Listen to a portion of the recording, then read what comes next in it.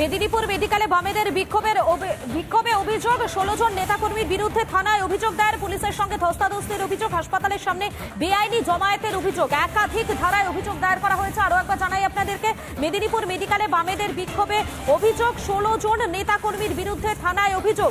পুলিশের সাথে ধস্তাধস্তির অভিযোগ উঠে আসছে, হাসপাতালের সামনে বেআইনি জমায়েতের অভিযোগ, একাধিক ধারায় অভিযোগ দায়ের। মেদিনীপুর মেডিকেলে বামেদের বিক্ষোভ, সেই বিক্ষোভকে কেন্দ্র করে এবারে অভিযোগ উঠে আসছে। 16 জন নেতাকর্মীর বিরুদ্ধে থানায় অভিযোগ দায়ের, অন্তত এমনটাই জানা যাচ্ছে। পুলিশের সাথে ধস্তাধস্তির অভিযোগ, হাসপাতালের সামনে বেআইনি জমায়েতের অভিযোগ, একাধিক ধারায় অভিযোগ দায়ের।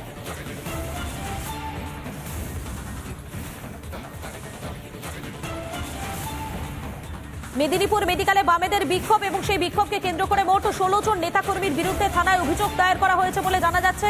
পুলিশের সঙ্গে ধস্তাধস্তির অভিযোগ এবং সেই অভিযোগকে কেন্দ্র করে 16 জন বাম নেতাকর্মীর বিরুদ্ধে থানায় অভিযোগ, হাসপাতালের সামনে বেআইনি জমায়েতের অভিযোগ, একাধিক ধারায় অভিযোগ দায়ের।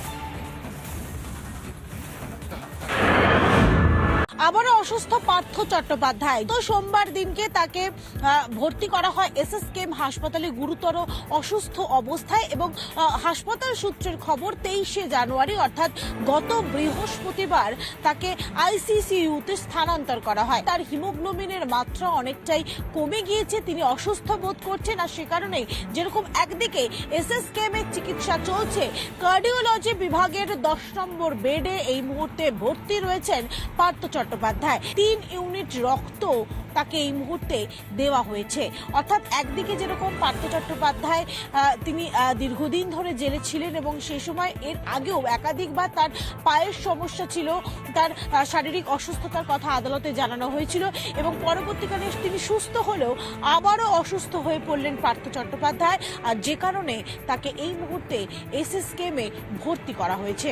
ক্যামেরায় মহেশ শেঠের সঙ্গে তুলিকার রিপোর্ট, রিপাবলিক বাংলা, কলকাতা। আমরা যারা হিন্দু বিশ্বাসে বড় হয়েছি, লালন পালন করেছি, আমরা জানি আমার আত্মা অবিনশ্বর, শরীর নিতে পারে, আত্মা নিতে পারবে না। মরার সময়ও জঙ্গিবাদের বিরুদ্ধে, সন্ত্রাসবাদের বিরুদ্ধে যুদ্ধ ঘোষণা করেই মরবো, যাতে পরের জন্মটা আবার এমন একটা দেহ পাই যে দেহ দিয়ে তোমাদের বিরুদ্ধে লড়তে পারে।